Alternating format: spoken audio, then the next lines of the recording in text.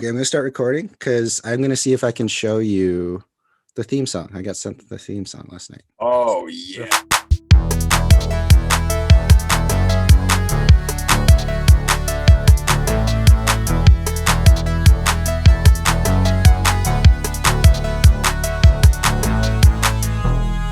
what's up, everybody? Welcome to History of Popcorn, the very first episode. It's going to be your favorite podcast. I am Elijah, one of your hosts, and my co-host here is Justin, a very good friend of mine. Hello. How it be? How you do? How are you people? History of popcorn. I'm very excited about this. What are we going to be Yeah. talking about today specifically? Is today a normal episode? Mostly we're just gonna be talking about ourselves because we're very self-indulgent. Yes, from the title, 2031 Oscar hosts. That's us. So, Justin, how do we know each other? Elementary school, right? A little All the later. way back then. Was it a little later? Was it It middle was middle school? school. It feels Yeah. like it was elementary school, though. We were so little then. I Yeah. feel like. Yeah. We Yeah, didn't really talk to each other too much. it was like that for a while. You and I hung out with similar groups because I had just moved to Nevada in middle school around like a couple years, like a year before, maybe before I started that school. You have you have long hair again right now, but like you and I had we were the long ass hair, like you could tell it barely even washed up. Yeah, that was really cool. I mean, I didn't realize how long my hair was until I see photos. Like my hair still isn't that long, like when it was in middle school. It's getting longer and I can finally like pull it back, but I could have done it then too. I don't know. It's like a caveman. I just let it do its thing. I didn't really acknowledge it. And then I like had this party. I think it was seventh grade. It was like the biggest party I had. And I was like, I'm just going to invite everybody and see what happens. And a lot of people came. We had a Spider-Man bounce house and there was like Oh people my God, skating. yeah. It looked like a block party. There was people skating up the street. It was really It sweet. kind of became one. Yeah, because like I knew people, like I had friends up the street that had a house too. So some people were up there too. And it was like, oh, okay. And Yeah. like that was the day that we discovered, like, you and I like watched movies that a lot of other people did not watch. We stayed up till like 6 a.m. I think with like four other kids in like my Yeah. room, and we were all just talking about movies and Ace Ventura and Jim Carrey and comedy legacies. And I was like, this is Oh yeah. not what middle schoolers usually talk about. I feel like, I don't know. I have not hung out with like many other middle schoolers, but that was what my middle school crew was like. Crew. Yeah. Yeah, no, you were the one that got me into Kevin Smith too that night. Kevin Smith. Yeah. Yeah. Yeah. Because you gave me Mallrats and Clerks too. Would you say that those are big movies in your life? Big Oh influences? yeah.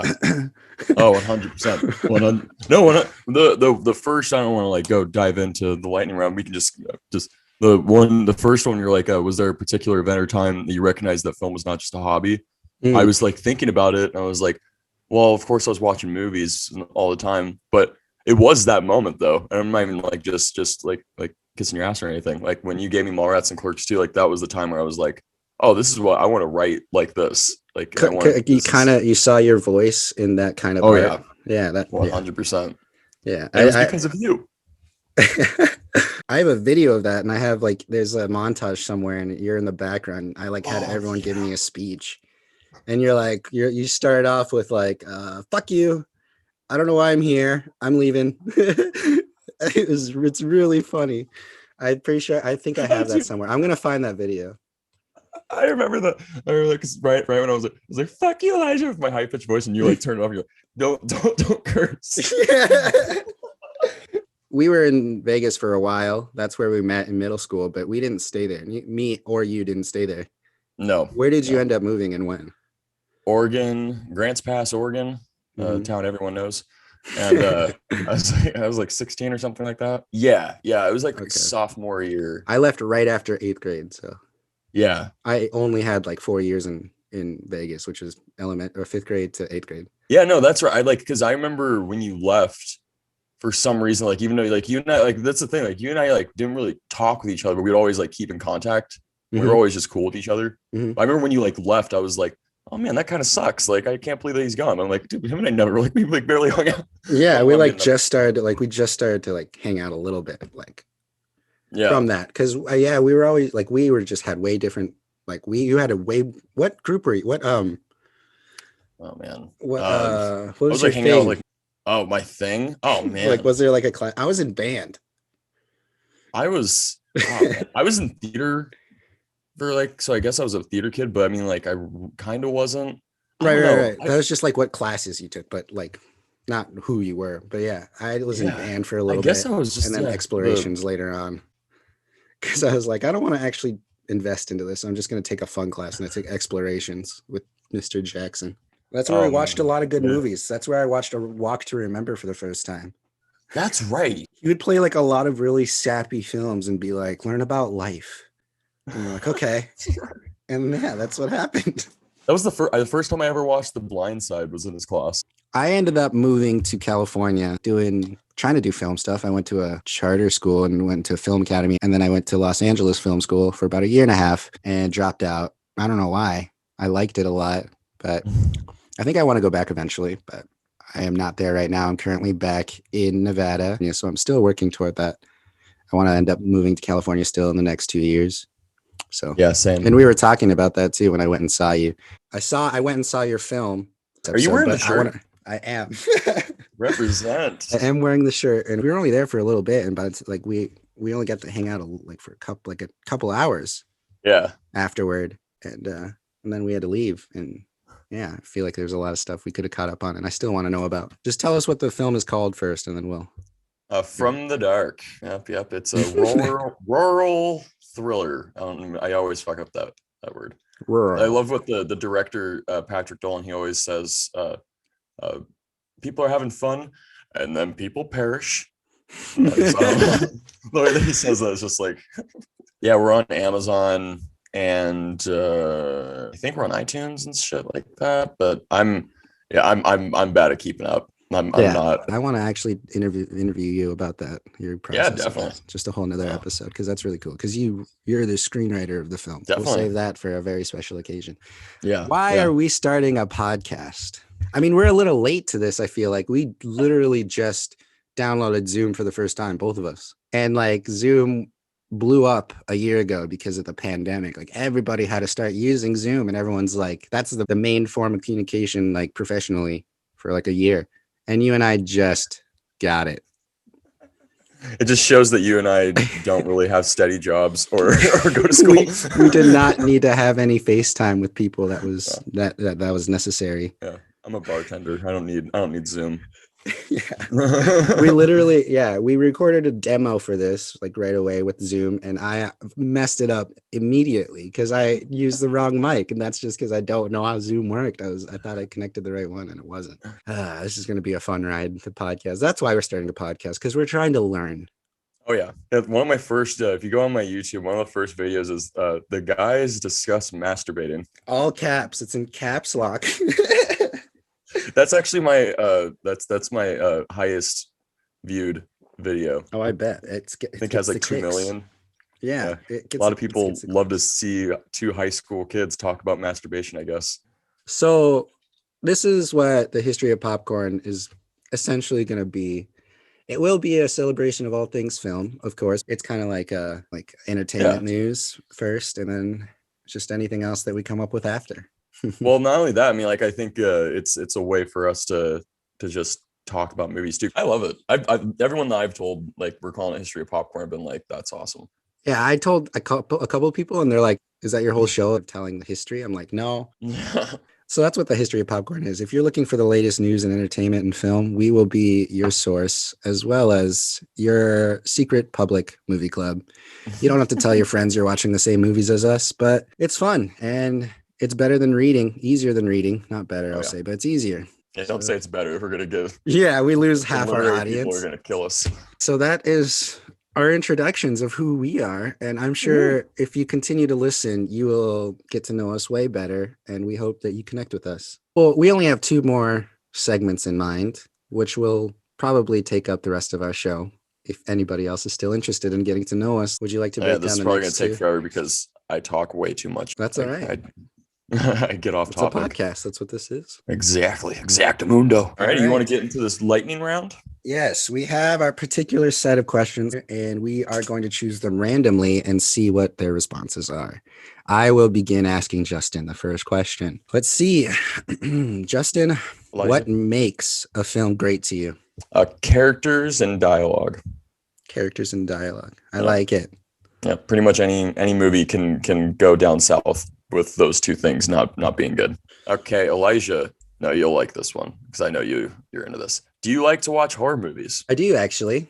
But there's something about the paranormal ones that get me too much. It's not like scares that get me. It's just like the paranormal of like something can pop up at any moment. I think that can be weak, but I don't like cheap scares of just like popping up out of nowhere. This is not a lightning round at all. Oh yeah. What's a film that you refuse to see? Clockwork Orange. Wow. Why is Yeah, that? because there's just something about like romanticizing and glamorizing like rape and like murder that Oh is just yeah, like that's how not.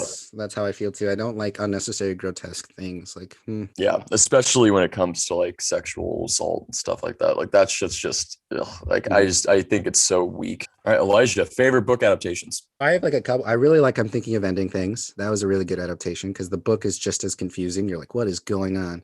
And then and then I also read Silver Linings Playbook, Bradley Oh, is that a Cooper. book? That's a book, yeah. There the whole dance like montage in the book, they write that it's all to the Rocky theme. Like I can Oh picture this, man, but I read the book after I saw the movie. I So love Silver Linings Playbook. are awards good indicators for film quality? Like our awards, like does it like make it a good movie? Yeah. No. I there's so many movies that got that one Best Picture that I hated. Like Hmm. for example, Green Book. I didn't see that one actually. Ooh, I didn't I really didn't even want to. finish it. That was Peter Farley's Yeah, serious movie. yeah. So how do you choose which movie to watch? By the genre, director, or star? I think a combination of all of them. I love a very, very good collaboration. Like I love seeing like an actor I like and a director I like somehow getting together or something, or even reuniting or something. But Yeah, no, I agree. That's why I think you and I love we both share the love of David O. Russell mhm, it's all about because it's good just collaborations. oh yeah. Hey, what's a film that you can't wait to come out, Justin? One is this one called Tick Tick Boom, which Yes. you know about that? Oh, Elijah, hell yeah. Tick Tick Boom is I'm very excited about that. Because it's Andrew Garfield and Lin-Manuel Miranda's directorial debut, and it's just a great musical too. Jonathan Larson was one of the greatest, Mhm. and people need to recognize him besides just being the guy that wrote Rent, because Rent is not the greatest, and it's overplayed. And Yeah. Tick Tick Boom is like something that the music on that is freaking great, and I'm just very curious how he's going to do it. Another one is The Unbearable Weight of Massive Talent. Oh yeah, I forgot Yeah, that that was coming out. For those of which you who is don't know, that's oh an yeah, upcoming Nicolas Cage movie. Nicolas Cage playing Nicolas Cage. Yeah, it's loosely inspired by a true story, isn't it? That's an incredible title. I mean, Another one, really quick. I know I'm taking forever. Nobody. You sent me the trailer for that. oh yeah, Bob. Yeah, Bob, fucking Odenkirk, fucking Odenkirk trying to do an action movie. No, he Yeah, looks great in that. he's the better Liam Neeson. Like he's like this guy does action, but he does it way. I think he's gonna do it way better. Do you try to watch films that win awards, Elijah? I don't try to like I'm not like well now that it's nominated I'm gonna watch it because there's a lot that I've haven't Mm-hmm. seen still. Like there's I don't yeah no I don't. That's fantastic. Well, there was this one next. You know, never mind. No, just no. Who is your favorite actor and actress? Um, uh, uh, Sam Rockwell, Oh, Aubrey Plaza. those two are way good. I don't know Oh yeah, I they might have to be bumped on the list. They might have to be there too. Those are very good. Oh my god, I forgot about there he Sam is. Rockwell. Oh I yeah. really like Steve Carell Mm-hmm. and Natalie Portman. Really? But yeah, but I'm slowly starting to like Anya Taylor-Joy a lot, but it's still so early in her career. But I think she's making a lot of good choices with her films, even though she was in X-Men New Mutants. Yeah, the New Mutants. What was the last movie you saw? Malcolm and Marie, the Netflix Oh movie that yeah. just came out. Levine, I think his name is. He did Euphoria, Zendaya, and John David Washington. I Oh would yeah. recommend it if you like headaches in a good way. It's just a lot of intense dialogue. It's like watching a play that you can't get a break from, kind of. You're like right in it. Oh, Like you with don't, no you're not intermission. stepped out of it at all. Like you're in it. Like you Right. don't see it in front of you, you feel like you're in it. It's really intense. It's good. It's beautiful. I would recommend it. Yeah, definitely. I'm gonna watch that soon. That one's on Netflix, right? Yeah, it just came out on Netflix. Netflix original. What is something that happens way too often in movies? Pandering. So I just like when a studio or like a filmmaker, they like just shove a movement in your face, but Mm, you know for a fact that they don't give a shit about it. mm. And it just feels so tacky. Something Yeah, like it's like fill in the blank, and then they just put in like a exactly. so, yeah, something My favorite ridiculous. is when like there's like a movie about slaves, and then Mhm. you look at all the producers and it's like, oh, it's just all white people. But to have it be like to take center stage and then like have like a movie like it's about heists, then it's like it's also about female power, but it's now just going to be about female power and not about the Yeah, heists anymore. yeah, It's like, yeah. and it's just happening so much now too. That's why I think I chose that. You'll like Malcolm and Marie. That's exactly what it's about. Really? Okay, sweet. Yes. Alrighty. What is your favorite movie soundtrack? I'm assuming that means like songs included and not like score. So I'm gonna say like Nick and Nora's Infinite Playlist. I really liked. Very indie New York, but Oh yeah, I that's like that just a kind of music. great underrated movie. I agree. Who was your first celebrity crush? Vanessa Hudgens, High School Musical, baby. Yeah, that was almost mine too, but I had to say Keira Knightley, Pirates of the Caribbean. Oh yeah, She that was my was. first. I was like, ooh, I want to be a her prince or whatever she You was. kind of look like Orlando Bloom now. Hey, The that's what I was. mustache. That's what I'm going for. Orlando Bloom. I get told that a lot. That is fantastic. We just need to find your Keira Knightley. Yeah. Here's another one that I think would be fun. If you could be best friends with a movie character, who would it be? Slater from Days of Confused, or Ooh, actually anyone in that movie would be yeah, cool. Do filmmakers have any responsibility to culture? that's a great question. I actually, yes, they do. I think everybody kind of does. I have this book that my friend Adina gave me, and Interesting. there's this guy named David Putnam. I think that's how you say his name. He's a British Yes. producer from the 70s. He was huge in the 70s. This is something that he said that I stuck with me a lot. He said, film is a cultural form of a great significance, and the thoughts and images and ideas of the stories you will tell will be transmitted into the heads of millions of people, hopefully. You're about to embark on the best job in the world, and that's filmmaking. And that's something that stuck with me of like the things that you're going to put out into the world, no matter what it is, it should mean something to you because it's going into people's minds and it's like you're putting it out there. Right. I think it's very important if you decide to release something that you have a reason for releasing it. It's Yeah, about it. 100%. Damn, that was That a was a very good fantastic answer. question. I'm glad you Yeah. asked that question. Oh yeah. When you get angry at a movie, what sets you off? Um, bad dialogue, I think. Just things that don't sound human. I think Yeah. some people Sometimes that could be my favorite, honestly. it can Like be. that's why I Yeah, love a lot of Nicolas Cage movies because like some of the he things that says he what's on the says. paper. Yeah, he doesn't Yeah. change it. I feel like it's like that's the writer. I haven't Yeah. updated my top 10 list in couple months probably. I like to update it every couple months and like I knock a couple out, like one or two off and replace them with movies that are relevant in my head again, you know. But there is some consistent ones. I hear that you struggled to narrow Oh, down your top 10 films. oh yeah. Yeah, you text me late at night. You're like, dude, I'm struggling here. I can't get 10 films. I'm at 31 right now. And I'm like, how did you get up that high? Do you like have 100 lists that you're knocking off or? It's so hard. Like I hate it when people like whenever I like meet a friend's parent, always the first question is, so what's your favorite movie? You like movies? And I always am like, oh, I Mhm. don't know. Yeah. But these are the 10 that I talk about the most. Whenever it's on, I can't turn it off. Like I Mhm. have to watch the entire thing. And I think that's very important with saying your favorite movies. Yeah, that's what I was going to ask you is since you had to narrow it down in a specific way, did you kind of narrow it down of rewatchability or like you said, it was when it's on, you won't turn it off? Yeah, like rewatchability and memorable, like if it's Mhm. memorable and the characters and cinematography too. Like there's like some movies that like that I It's have on just the here that cinematography alone is just like, that's all I needed. it's just one of the many. I mean, like there's other aspects to it, but there's just something about like when I just look at it and like I feel at home. Mhm. So do we want to just start from the bottom to the top? Yeah, mine is not in order really. Yeah, something like that. mine's not really either, but My you number know, one it's will always be my number one though. So yeah, it's good that I end on that. I'm interested. I Pacific. want to build up to it though. I want to Yeah, build up to it. we'll start at the bottom. Mine is a Netflix movie. It's shot in black and white. It's called Blue Jay. Mark Duplass, Sarah Paulson. Oh my god. I forgot about that movie. The reason I like this movie is because it is tiny. It is a minuscule movie. It Mhm. reminded me of a movie shot in somewhere that I grew up, like a hometown, like just tiny. It reminded me of like a passion project of someone finally just going home and shooting their hometown because they loved it, and like because it's just a beautiful film. I loved it. It was just two people reconnecting. Yeah, and those two had great chemistry too. Yes, yes, yes, yes. Like It's like beautiful. Mark Duplass has always been great, but to see Sarah Paulson that way was like I always loved her, but like seeing her in that way was like she was so vulnerable in it. That one scene when they're listening to their like old mixtape. Thing they made their own like Yeah, radio show and would play music on the cassette tape. yeah. I was And like, this is so personal. I feel oh yeah. like I thought it was cool. Yeah, I love those movies like that, Oh just yeah, because intimate moments.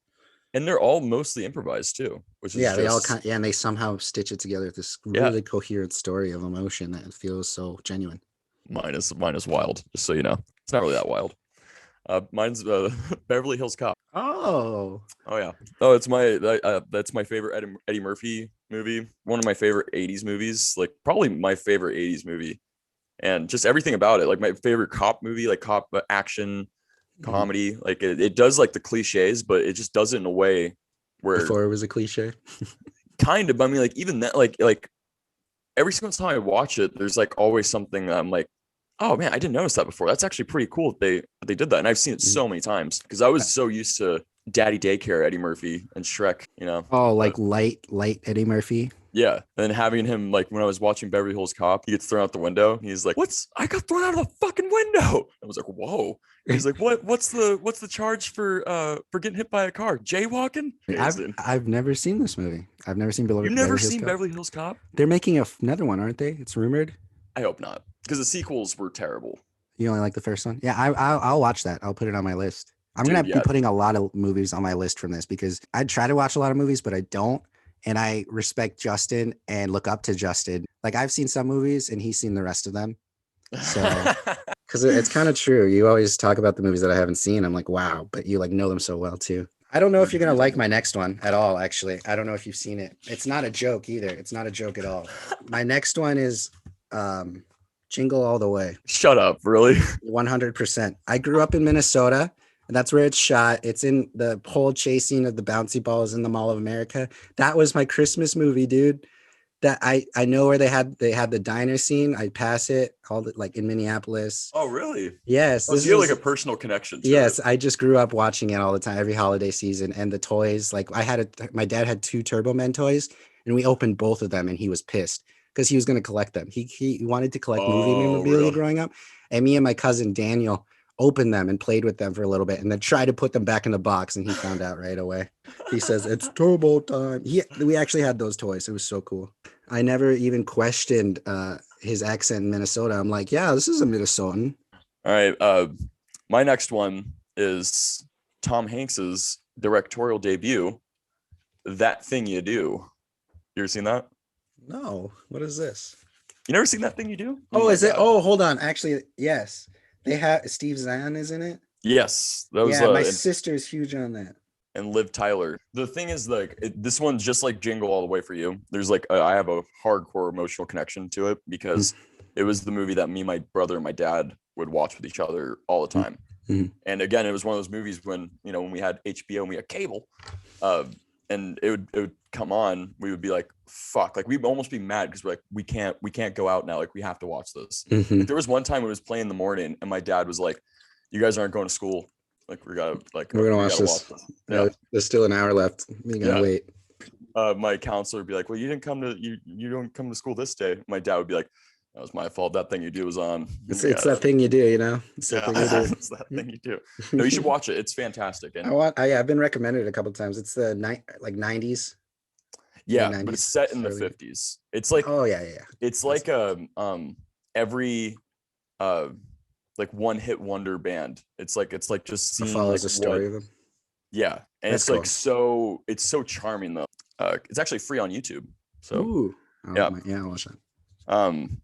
But there are so many things about it. Like Liv Tyler's character is a total like manic pixie dream girl, and she just has nothing to do in it besides lifting up these guys' spirits, and like that stuff is dated, but it's still so charming. Oh My hell next yeah! one is A Quiet Place, John Interesting. Krasinski. That one really struck a chord with me because I had never experienced that type of a thrill. Oh, definitely. It's like people notice darkness, people don't notice really silence, Yeah. and that's what I don't know. I just really like John Krasinski a lot as a creator. I like the career direction he's going right now. He's Yeah. stepping away from the front. Oh, he's a treasure. That guy. My next one is Shawshank. I've never seen that one. Shawshank Redemption. Everyone's saying that's like one of the only like 3 perfect movies though. Yeah, it's brutal though. It's brutal. It's like I actually just watched that movie the other day at work. Very slow day at work, and you got to speed it up with some Shawshank. yeah, exactly. Oh, I was the beginning of it like it's so it always makes me queasy. It always makes me be like I can't finish this. But that's then Stephen King book or yeah, novel or short story. Yeah, and Frank Darabont directed it. Who I don't even know. I don't even think that he's doing anything anymore. Mm. But yeah, Shawshank. I don't really need to say anything else about it. It's just beautiful. But that's the movie. At this point, you need to like if you don't know about it, you need to. Which I'm one of those people. So everyone keeps talking about it, and it's like I need to. You gotta. It's pretty amazing. It's quintessential Morgan Freeman too. Mm. Andy Dubas. I don't know if you may have heard of this next one. Fools Rush In. Have you heard of that? Matthew Perry, Selma Hayek. Fools Rush In. Yes. Yeah, that's his mid Friends, I believe. That's another personal movie of mine of just a movie that I just always ended up growing up like just was always on. I always watched it because we always watched Friends. Like Friends was in my household live on television at the time because my mom was obsessed. Right. So I grew up watching that and him, and then I saw him in a movie, and it was just so cool. I like it a lot. I think it's a very good story. It's very goofy. It's very funny. Salma Hayek too. That was Salma Hayek. Yeah, one. she. You want to marry her in this movie because that's the whole movie. It's like this woman's incredible. I haven't seen Fools Rush in such a long time. Like since I was a kid. Mm-hmm. I'm thinking like at first I was thinking about that one movie with David Schwimmer. Was that the Paul Bear or something? That's the one. That's the one.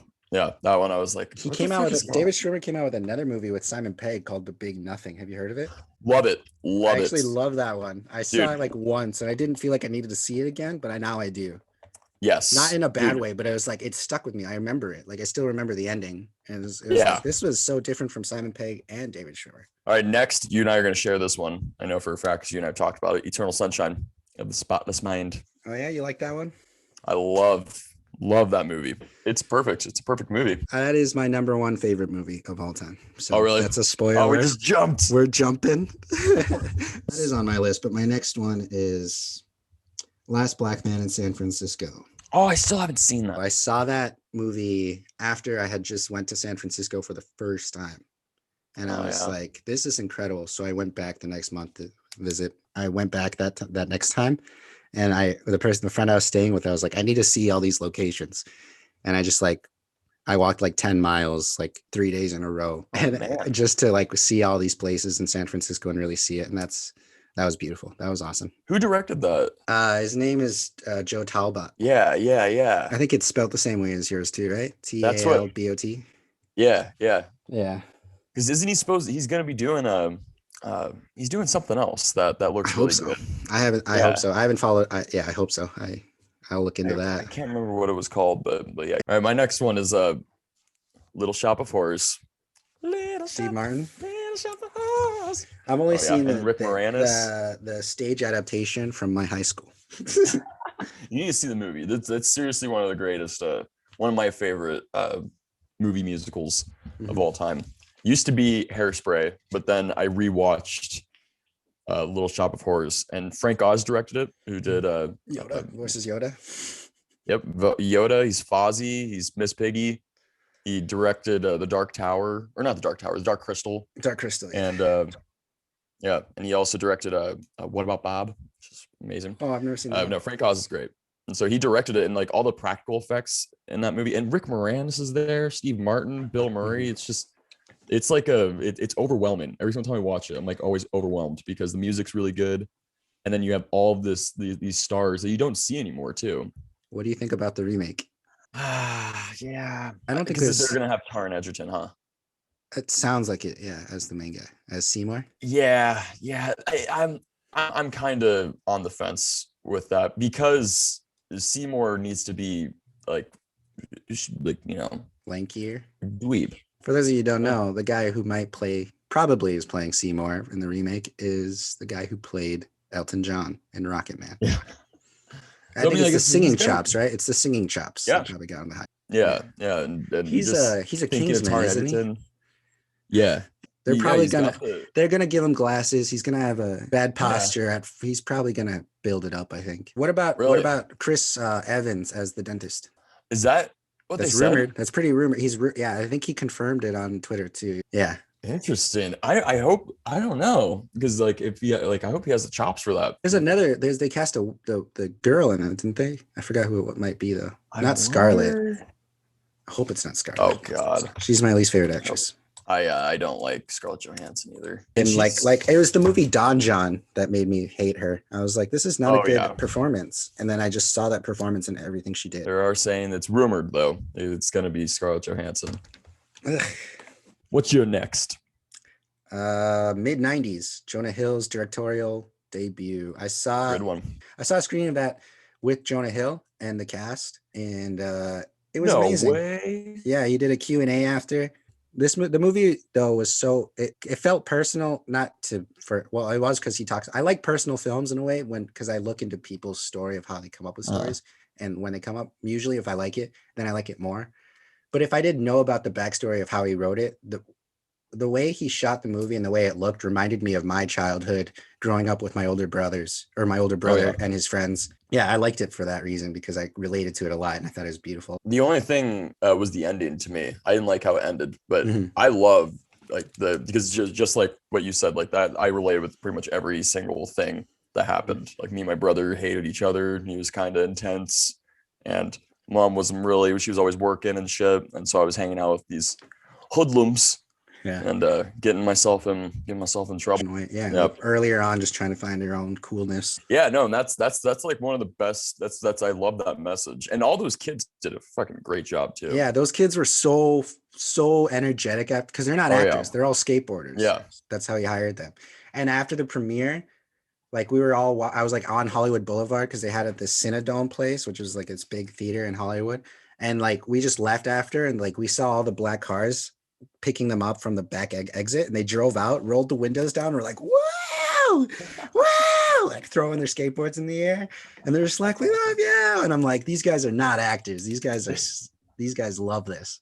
And those guys are coming out with another movie called North Hollywood. Oh, really? And oh, yes. You showed me that. It's the same actors. They all use their money because they're a real skate group. Like, was that all them? Oh, I didn't even realize Ryder. that. His name is Ryder or something, McLaughlin or something. And yeah, he's the main kid, and it's like all his skate group. When you sent me that, the only thing I was like, dude, Vince Vaughn is killing it. Yeah, Vince Vaughn is coming back. He's really killing it. I'm very happy for him. Freaky though, my God, that was like.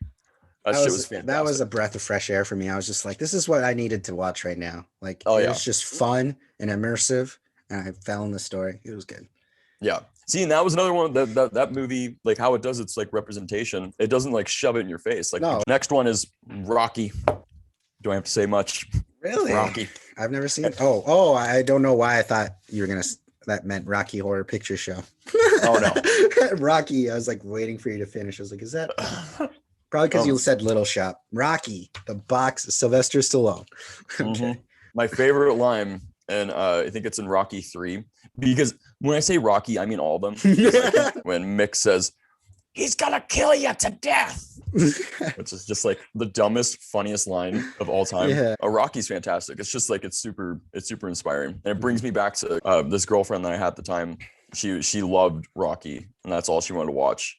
And so she kind of got me into it because I was like, it's cliched, and I was like trying to be like super critic about it. But she was like, just watch it and just you don't think of it as a sports movie. You think about it as like an Everything. underdog story, Yeah, like everything. in a romance. And I watched it like that, and I was like, you're you're right.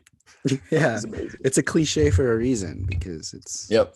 What do you think Not about Creed. Creed? I love the first What Creed. do you think about Michael B. Jordan First directing Creed the was next one? I think that's a great idea It makes because sense. that's it makes sense. And I think that's what should have happened with the second one. Because the second one, I feel like Stallone just put his stinky paws all over it. He shoehorned himself in. Oh yeah, yeah, and shoehorn Dolph Lundgren too. Like it was just so like Creed 2 is like so Stallone just being like, oh, well, you know what? Let's just bring everybody back.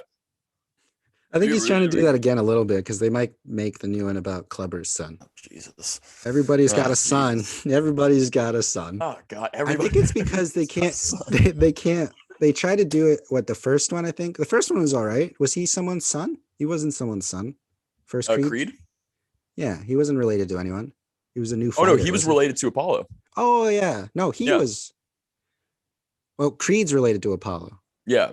but Oh, the who person that he was fought? fighting. He was just a new fighter, right? Yeah, yeah, yeah. He was just somebody. Yeah, they should do that again. Yeah, because that's how the other ones were. Like Yeah, they were just fighters, like not this like revenge tale. Like I yeah. get what they were trying to do with It Creed changes. 2, but Yeah, it changes everything about Creed. It changes Creed into revenge rather than just triumph. yeah, that's what I love about Rocky is that like he wasn't this angry person at all. He was a very sweet, Oh understanding yeah, guy. yeah, yeah. Creed is pretty jaded. He's an angry boy. I think you and I will both like this one. I don't know if it's on your list, but this is my favorite horror movie. It's Scream. Oh yes, yep, yep. I was debating on putting that.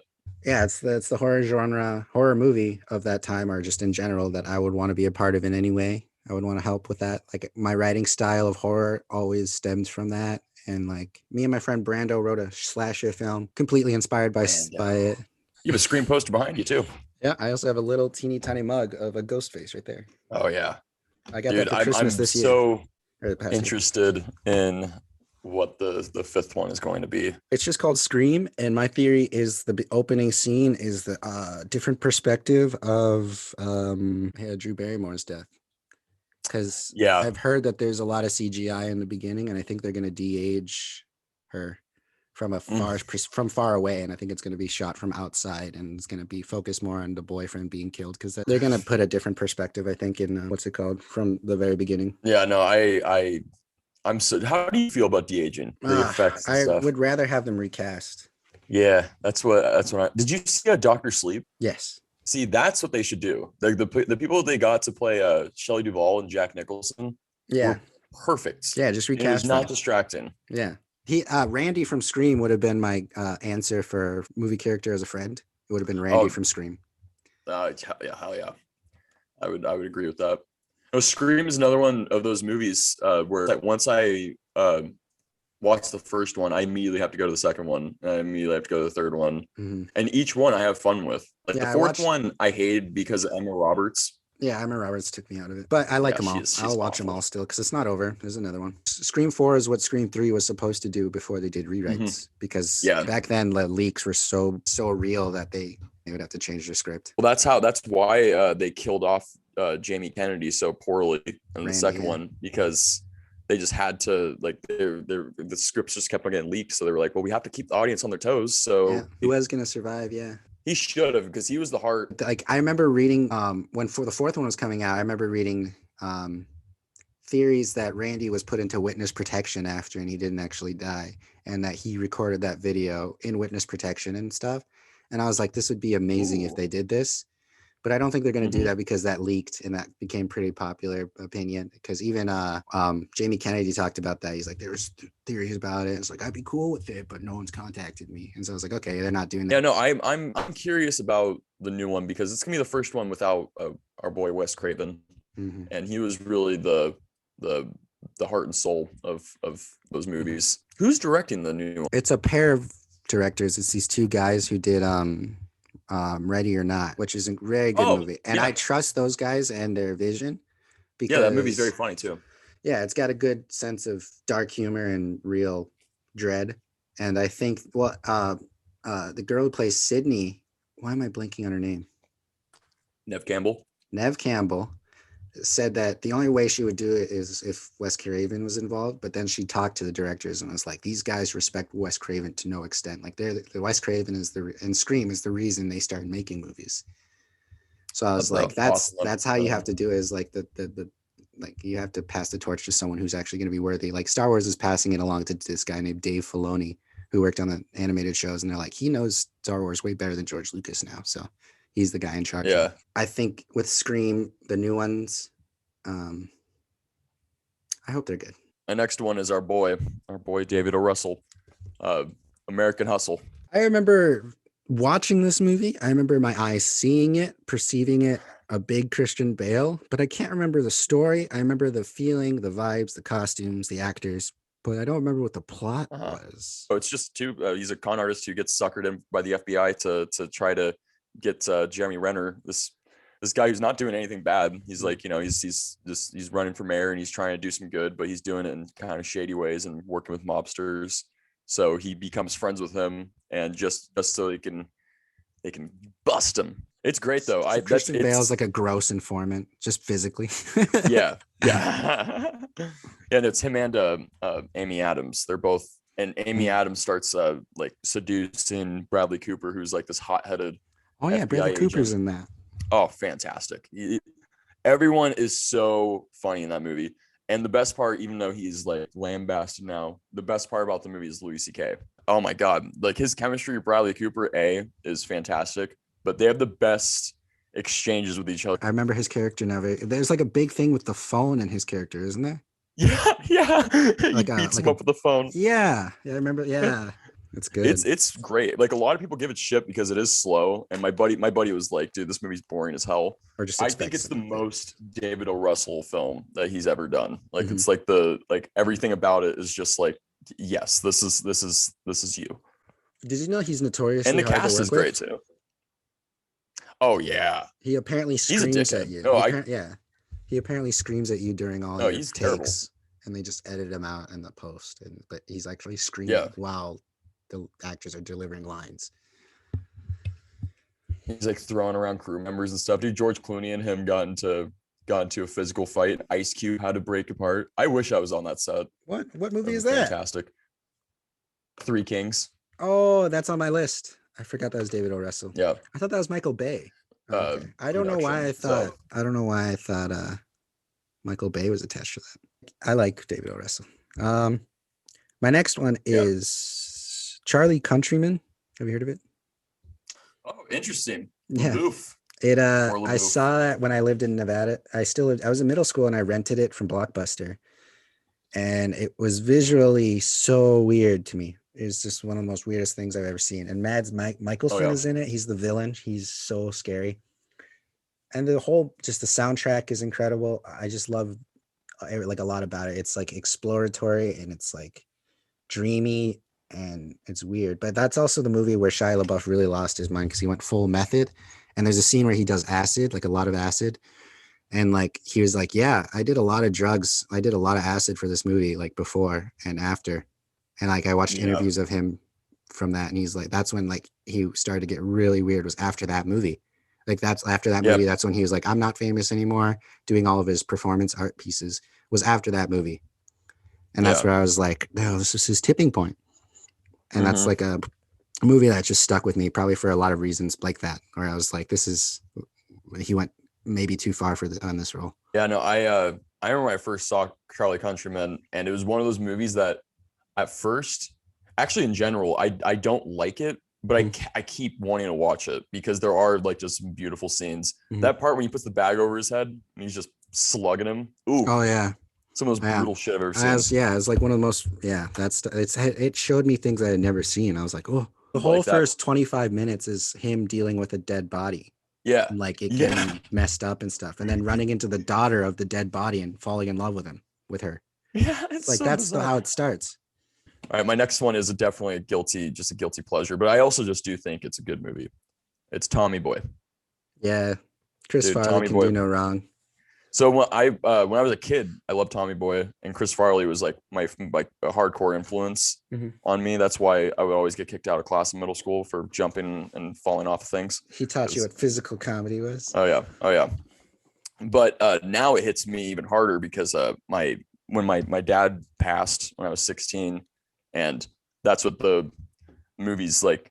Even though it doesn't, no one ever talks about that part, like of Mhm. him, like he's like the entire movie is basically him just trying to like uh, uh, get over the death of his dad and stuff. Yeah. And it's I think it's a really just genuine good movie, and it's one of those comedies that I just miss. I miss stupid comedies like that where like Yeah, yeah it's like they don't make them like that anymore. Like David Spade and Chris Farley duos, like that's like Laurel and Hardy stuff. Like they don't make yeah they can't manufacture that stuff anymore. well yeah, and everything has to be a message too. That's the thing with comedies that I just think that it's just so bad. Like, and I know that Tommy Boy was just saying like it does get like it does get serious and it does like talk about the death of his dad, but it's not shoved in your face, and it's Hmm. really not what the entire thing's about. It's just something that like really sticks with me Hmm. because of that.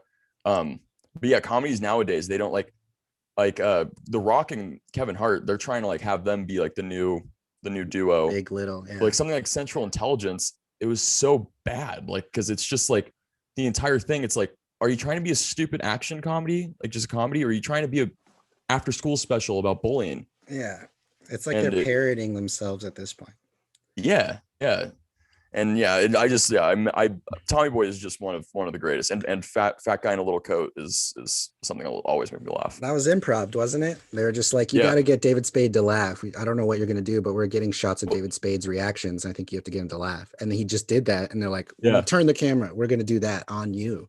And they No, did. that's something that he would always do because they shared an office on SNL, Oh, and he and finally so did it on camera.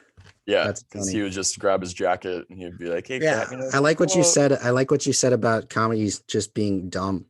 Like they can Yeah, just be dumb sometimes. Like I think they haven't that they hasn't been like that since the first Hangover. I feel like. yeah. Comedies are just not like they aren't. It's not mindless anymore, which Yeah, it's not mindless. bad, Yeah. but you know sometimes you want that, and it sucks Like because when Hall it does, Pass. They try to make Hall Pass, but it's like this one doesn't work either. Why is this not working for me? yeah, yeah. Hall Pass has not aged well at all. My next one, number two, is Francis Ha. Oh, that's a great movie. I Great believe movie. it's on Netflix. It's off and on Netflix, but it's Greta Gerwig Mm-hmm. and Baumbach, Noah Baumbach. Thank you. mm-hmm. The greatest. He's one of the greatest screenwriters. That was the first collaboration, first movie of his I saw. Really, Yeah, I went to a screening of Marriage Story, and he was there, and he did an interview it's a with great movie. Brad Bird, the director of Incredibles. I was What? so excited for that. This was in San Francisco. I was like, I have a day free, and there's a screening, so I went to it alone. It was incredible. We watched the Netflix movie before it was out. I didn't like the movie as much as I wanted to. I Mm-hmm. liked it a lot, but I just don't like Scarlett Johansson, so that's why I didn't like it. Yeah. But afterward, when saw Brad Bird and Noah Baumbach talking, I'm just like, my head exploded. Yeah. It was the coolest thing. He's one of those directors that like started off not so strong, but the more and more he works, the better he's getting. Yeah, I tried to watch his first movie, Kicking and Screaming. I couldn't finish it. He's a very good Yeah. He's very good at. He's up there with Aaron Sorkin, I think, on dialogue. There Have was you like a ever seen really quick? Have you seen the Merowitz stories? yes. Ooh. That's when I think of his dialogue because of Mm-hmm. how they overlap, and everyone who says they don't improv, they stick to what Noah writes because it's perfect the way it is. That's my favorite Adam Sandler performance. It's just all about finding the right people. Like I saw the dialogue and everything that he was writing in Marriage Story on paper, but Scarlett Johansson just wasn't delivering it for me. So I was like, I can't like this movie No. enough. Yeah, you know the part where he's singing that song from Company Hmm. is like one of my favorite scenes of all time. Like I love his performance in that. All right, my next one, you're definitely probably gonna agree with me on this. Spider-Man Into the Spider-Verse. Ooh, it's not on my top 10, but I I see know, but why. That is it's the revolution. no, it's not only the greatest animated film I've ever seen. It's the best superhero origin story I've ever seen too. Like it's the way Ooh. that they handle Miles Morales and integrate it with like just all the Things Spider-Man familiarity. cliches. Yeah. Yeah, it's so well made, and it Mhm. just shows how Phil Lord and Chris Miller are the greatest duo. Like they're the their eye and Taste, their writing just everything. is just fantastic. They know the audience is way smarter than they are. Mm-hmm. Yep, comes back to what I was saying about pandering. It's representing rather than telling. Yes, exactly, and that's the most important part. And Jake Johnson too is my favorite Spider-Man. Like I he love is. Jake Johnson. I wish they could somehow bring him into live action because I think he would even be a very good Yes. Spider-Man physically. No, I love when he's like, I was in my apartment doing some ab crunches, and it lowers down. He like take it off, and his stomach is. The animation that is like, I saw that in the theater, and I cried like, and like it was I just got chills a lot of yeah, times. It was like an experience. It's like, whoa. yep, Like when he got bit, I got chills. I was like, what's happening? yeah, and then yeah, It's he then crazy. just smacks it off. Oh no, Yeah. it's yeah. I saw it. I was on a Tinder date seeing that movie, Yeah, that's a and good. You're so, I started crying. shush, shush, shush, the movie. It was like not even like an emotional part. It was the part when they're swinging on and they have the hard drive or like Thwip? the computer. Thwip? Yeah, and I just started crying. Like I was like laughing, but I was just like, and she was like, "What's wrong? Like, what are you doing?" I'm like, I've never felt like this about a movie before. This is definitely my favorite Spider-Man movie, but Yeah. Spider-Man 2 is a hard two. Yeah. Like that's it's a great one. Doc Ock is the best. I can't imagine what's going to happen in the future when Sony finally Yeah. just Buys out. takes Marvel those buys them rights out. and Oh, you think yeah. Sony's gonna take him back? Oh yeah. I Oh, think and I Marvel. think I think Marvel's gonna buy. I think Disney's gonna buy Sony, and Sony's gonna become a different type of company. Their production ooh company is gonna die in 5 years. yeah. No, actually, you know what? They might You're switch probably right. entirely to video games because their video game market is pretty strong. Yeah, no, their movies are just terrible, especially like their studio films are just Yeah, their really, studio really, films haven't really been that awful. good. There's like they have No. some animated films like Flushed Away. Yeah, and I had the chance of Meatballs, but that was Phil Lord and Chris Miller again. Yeah, like Will Smith movies. I think sometimes released with Sony. Yeah, and Will Smith has been terrible. Have you seen Gemini Man? I had to turn that one off. I don't know why Ang Lee did that. Oh, good God, yeah. All right, anyways, I digress. Is this your number one next? Yeah, my number one's next. So yeah, we already said mine, but my number one movie of all time. This is my number one that I will always watch, and I wouldn't recommend it. I don't recommend it to people because it's Yeah, it's mine. a hard one to recommend. It's mine. It's my movie. I like it. It's mine. It's for me. Mine is Eternal Sunshine of the Spotless Mind. The screenwriter is Charlie Kaufman, who I ended Greatest up. of all time. Yeah, I'm not one of those fans who watches like everything of somebody's. Like I still haven't seen Sindoche in New York. Oh, it's a pretty weird. It's a tough watch. I imagine it is. It's Charlie Kaufman. He wrote his first novel, which I'm reading still. I'm almost done with it. It's called Ant Kind. It's Ooh. basically a film critic, but it's just like this bizarre world that he's creating. It's very cool actually because it starts with this critic who finds this movie that's 3 months long, literally from beginning to end. It's 3 months. 3 months long. Yeah, Oh it's my from God, this it's so from good. this creator, and he like meets this creator of the movie. He's like, I've been working on this for 150 years, and he's like, what? And then the creator dies, and he loses the film in a fire, and he's like, I have to remember this all. Or he goes to like therapy and stuff, and like Oh gets my God. hypnotized just to try to remember this whole movie, and it's crazy. Like I just love reading his dialogue because he's Mhm. one of those guys that does like his dialogue isn't natural. Like the things Mm-mm. that people say, it's weird. And Yeah, but but it's the whole world is usually weird. It fits into yeah, the worlds he's usually like writing about. It's just weird. Are you talking about Charlie Kaufman? yeah. Yeah, yeah. Dude, but Eternal Sunshine is definitely the best one of his That's my of favorite Jim Carrey movie. He's not hell very yeah. funny in it at all. No. But that's like showed me like that. I don't know what it was that made him want to do that movie. But when I finally saw it, I was speechless. Like I just didn't know what to say. And it's one of those movies where I'm just like, wow. And it's rewatchable. Like you learn more about things when you watch it. And it's visually something I've never seen. It's a story that I know, but done in a way that I've never seen. And that's Yeah. something that I just learned so much from that movie of storytelling. Like you can tell a story that people know about heartbreak and a simple boy girl in a way that's so crazy. Like Elijah Wood's in it, Mark Ruffalo, Kirsten Yeah. Dunst, Jim Carrey, Kate Winslet, Tom Wilkinson. Tom Wilkinson. It's crazy. It's a good movie. It's very good. Not a movie I would recommend Yeah, I don't to recommend it to when people. people ask me what my favorite movie is. I'm like, oh, they're probably gonna if they know this movie, they're gonna think I'm sad or something. Like, friend was going through a breakup, and I was like, dude, you should watch Eternal Sunshine of the Spotless Mind.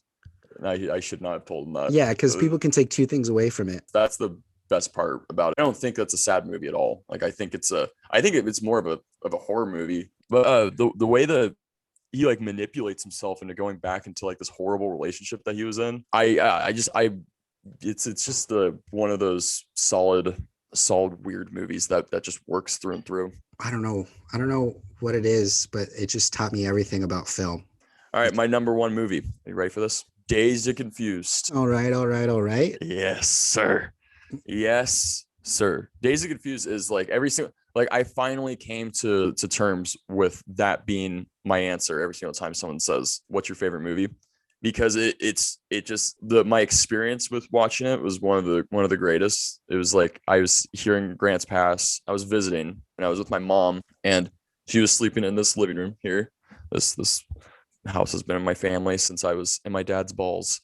But my mom was sleeping on the couch, and there's like this chair over here, and it was my birthday too. It was my 16th birthday, and I went outside and I smoked a joint to my face by myself, and came in here, and I was like, I had Days Confused always on the DVR, and I was like, I'm gonna finally watch Days Confused, and the entire time I was tripping out because of how real it all felt. It does not feel like a movie. I at first in my head I was like, oh my god, I smoked bad weed, and now I'm being sucked into a movie, and I'm like stuck with all these people, and I was scared though. I wasn't really having a fun time watching it. It was because I was just terrified of like what was going on. Yeah.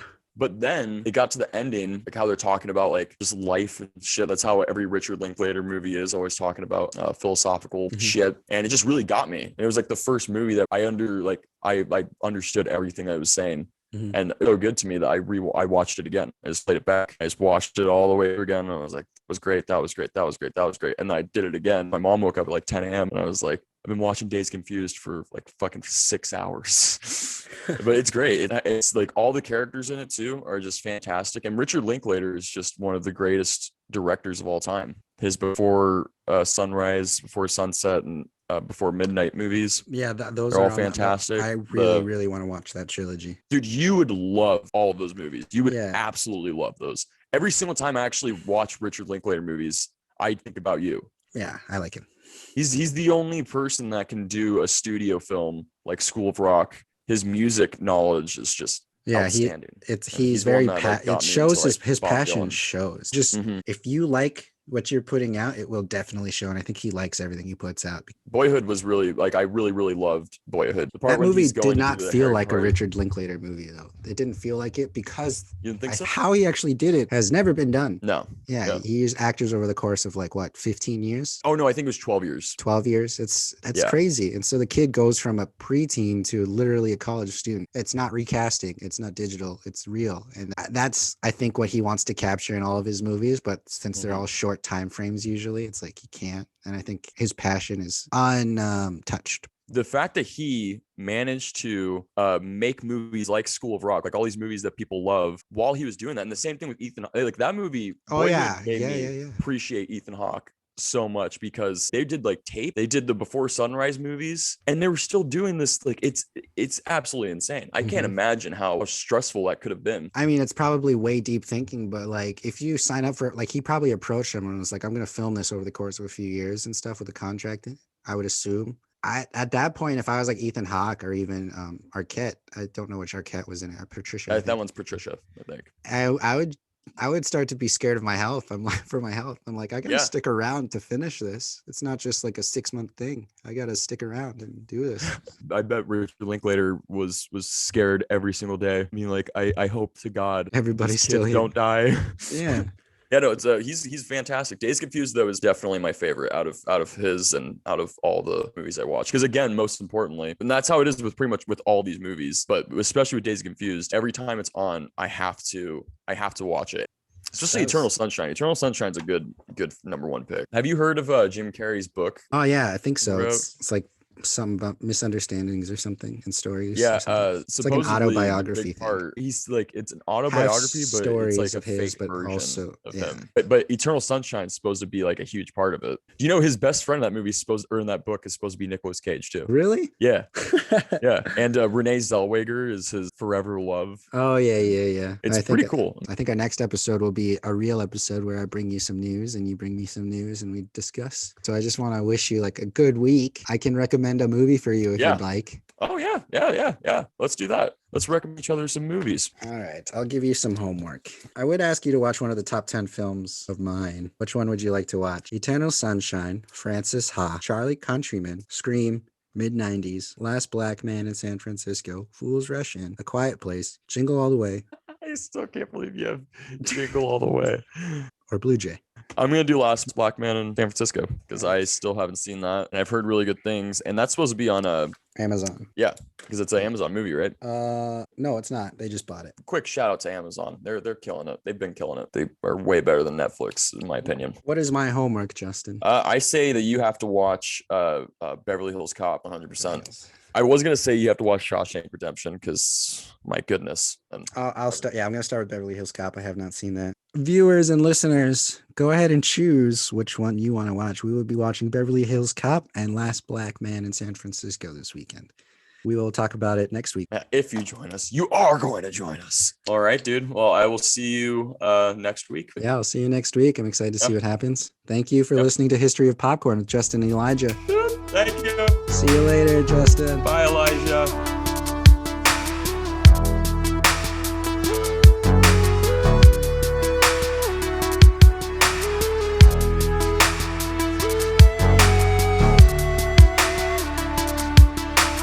We should start doing some hypnotism. Really, really manipulate the audience to come back. I'll hit up my guy. Yeah. I always forget that you have a guy.